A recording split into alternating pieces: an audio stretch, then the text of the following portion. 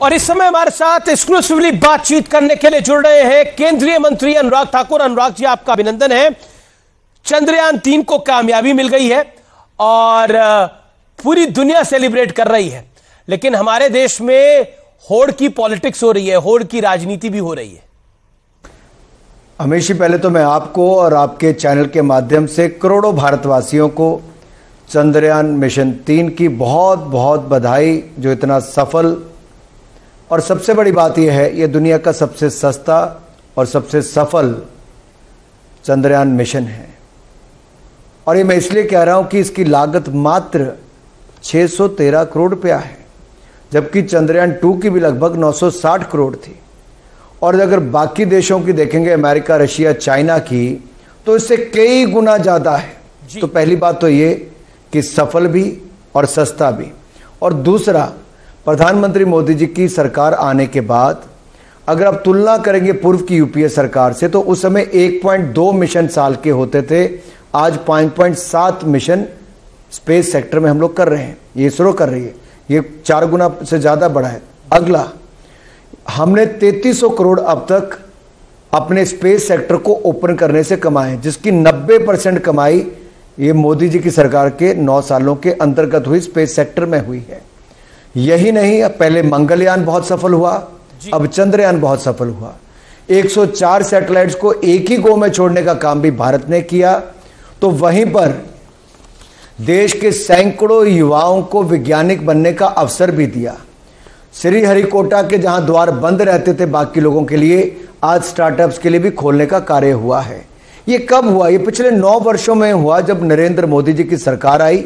और कोविड के समय जब दुनिया लॉकडाउन में थी, तब हमने स्पेस सेक्टर को भी खोला ताकि प्राइवेट सेक्टर इसमें आगे बढ़ पाए। और उसके नए एक के बाद दूसरी सफलता आप देश के सामने देख रहे हैं। ये सारी बातें मैं इसलिए सामने रख रहा हूं कि कोई भी होड़ में लगा रहे। आंकड़े बताते हैं कि सफलता अगर स्पेस सेक्टर में कभी मिली है, तो नरेंद्र मोदी जी का विश्वास जो भारत के वैज्ञानिकों के ऊपर था, उनको ही उन्होंने सफलता दिलाई है। और 2012 में जब चंद्रयान 2 को होना था, तो तब की मनमोहन सिंह जी की सरकार ने क्यों नहीं किया? क्यों राहुल गांधी जी, सोनिया गांधी जी उस समय नहीं कर पाए?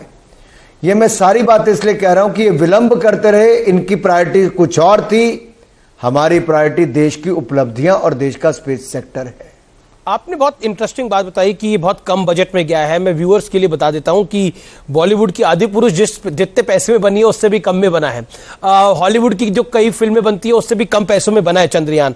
लेकिन क्योंकि चंद्रयान 3 की सफल लॉन्चिंग हुई है और ये बहुत बड़ा कदम है भारत के लिए, पूरी दुनिया के लिए।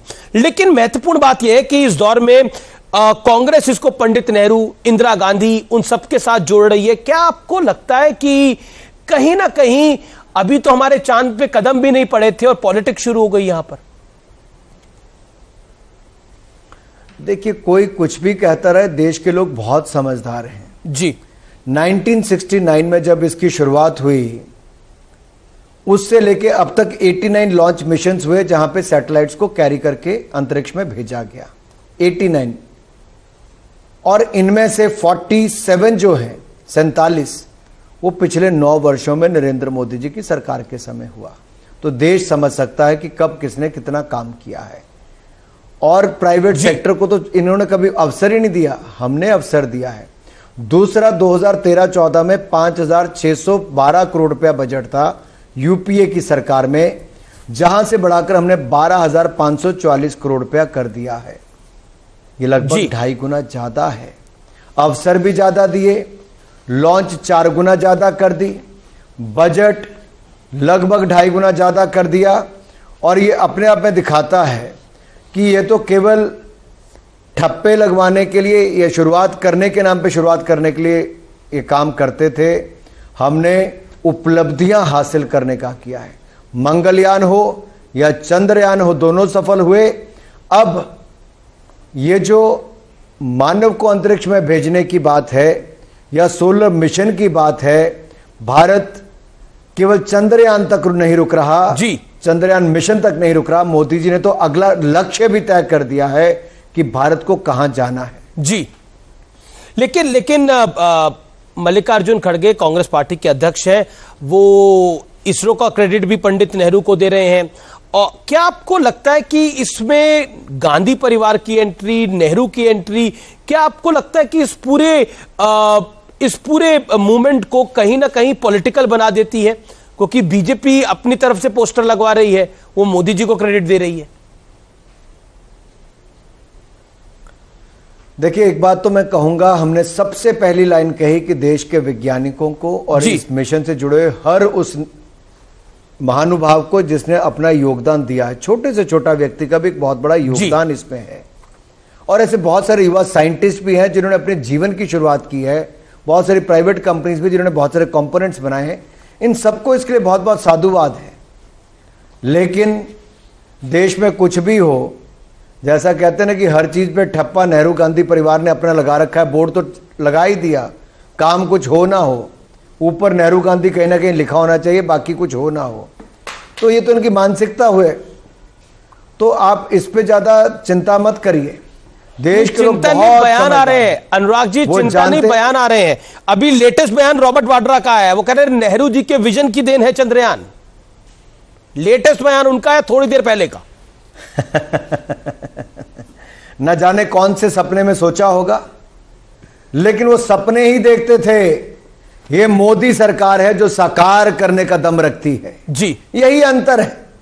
वो अपने नाम और ठप्पे लगवाने में विश्वास रखते थे कि संस्थाएं खोलो, नाम लगा लो, लेकिन मोदी सरकार ये काम करने में विश्वास रखती है और देश का नाम, ये नए भारत की नई तस्वीर है, नई उपलब्धियां हैं, नई ऊंचाइयां हैं, नई छलांग है। और ये नए भारत की नई तस्वीर दुनिया को नई उम्मीद भारत में दिखती है। इस नए भारत में भारत के युवाओं में दिखती है। और ये न्यू होप, ये नई उम्मीद जो है, यही भारत में बहुत सारा व्यापार, रोजगार और निवेश स्पेस सेक्टर में लाएगी। क्योंकि ये चंद्रयान 3 की सफलता, चंद्रयान मिशन की सफलता आज दुनिया भर को भारत की ओर खींच कर लाएगी जी। जैसे मंगलयान मिशन के बाद हुआ, सैटेलाइट लॉन्च करने के बाद हुआ, 104 सैटेलाइट लॉन्च इकट्ठी करके कीर्तिमान स्थापित किया। ये किसने किया? ये बहुत कम दाम में, सस्ता भी और सफल भी, ये भारत कर रहा है आज हर क्षेत्र में। जी, मेरा अगला सवाल है कि मणिशंकर अय्यर ने एक बयान दिया है और उन्होंने एक बड़ा बयान दिया। उन्होंने बोला अटल बिहारी वाजपेयी जी भारतीय जनता पार्टी के पहले प्रधानमंत्री नहीं थे, पीवी नरसिम्हा राव थे। देखिए, पीवी नरसिम्हा जी को तो ना कभी उन्होंने अपना माना, और जिस तरह का व्यवहार कांग्रेस ने अपने कुछ नेताओं के साथ किया जो गांधी और नेहरू परिवार की नहीं सुनते थे, वो देश ने देखा है। या तो उनके दरबारी बन के जियो जी, तब आपके ऊपर प्रश्न चिन्ह खड़ा नहीं करेंगे। अगर आप दरबारी नहीं हो तो आप कभी कांग्रेस वाले आपको अपना नहीं मानते। लेकिन दुख की बात यह है जी, आप किस व्यक्ति की बात कर रहे हो जो देश के प्रधानमंत्री मोदी जी को क्या कहता है, बार बार अपमानित करता है, जिन्होंने कभी अटल जी से लेकर भारतीय जनता पार्टी के नेताओं के बारे में कभी अच्छे शब्द ही ना कहे हो, जो पाकिस्तान में जाकर गले मिलते हो और भारत के आलोचना करते हो। ऐसे मणिशंकर अय्यर जी की किताब तो आज भी कह रहे हैं पाकिस्तान से बातचीत होनी चाहिए, लोगों को सिर्फ सर्जिकल स्ट्राइक। मैंने कहा कि वो रहते भारत में, ये कांग्रेस के कुछ ऐसे नेता हैं जो रहते भारत में हैं लेकिन उनका दिल अभी भी पाकिस्तान में है, उनका शरीर यहां पे, रूह उनकी पाकिस्तान में है। जी, मेरा अगला सवाल है कि, और आखिरी सवाल भी है, क्योंकि कश्मीर फाइल्स को नरगिस दत्त पुरस्कार मिला है सर्वश्रेष्ठ फिल्म का। इसको लेके तो विपक्ष ने बड़ी कंट्रोवर्सी भी कर दी थी। अब आपने पुरस्कार देके, और आप आईएनबी मिनिस्टर हैं, क्या एक और कंट्रोवर्सी को जन्म दे दिया है? देखिए, मैं इतना कहूंगा, सिनेमा जगत में भारत ने बहुत शानदार काम किया है। भारत की फिल्मों ने दुनिया भर में धूम मचाई है। भारत दुनिया का सबसे बड़ा फिल्म निर्माता है और नेशनल फिल्म अवार्ड्स के लिए ज्यूरी का गठन किया जाता है जो बिल्कुल इंडिपेंडेंट, ऑटोनमस है। वो अपना निर्णय करती है और देश के सामने रखती है। रॉकेटरी, जिसको बेस्ट फीचर फिल्म का अवार्ड मिला है, ऐसे ही सरदार उधम, जिसको बेस्ट हिंदी फिल्म का अवार्ड मिला है। तो आप इनके बारे में भी कह सकते हैं। बेस्ट नेशनल इंटीग्रेशन की बात करें तो उसके लिए द कश्मीर फाइल्स को मिला है। तो आप ये देखिए, एक के बाद दूसरी फिल्म RRR को कितने ज्यादा अवार्ड्स इसमें मिले, और पुष्पा के अल्लू अर्जुन को बेस्ट एक्टर का मिला, तो आलिया भट्ट को और सानन को, इनको कृति को, इनको मिला है बेस्ट एक्ट्रेस का अवार्ड अपनी फिल्मों के लिए, चाहे वो गंगूबाई काठियावाली हो या फिर मिमी हो। इसी तरह से पंकज त्रिपाठी को बेस्ट सपोर्टिंग एक्टर के रोल के लिए मिला है। तो इसमें कोई एक व्यक्ति एक फिल्म को देख के ना चले, इन फिल्मों ने बहुत महत्वपूर्ण मुद्दों को उठाया है। और चाहे कश्मीर फाइल की बात करें, कौन झुटला सकता है कि कश्मीर के पंडितों के साथ जो हुआ वो देश को शर्मसार करने वाला था।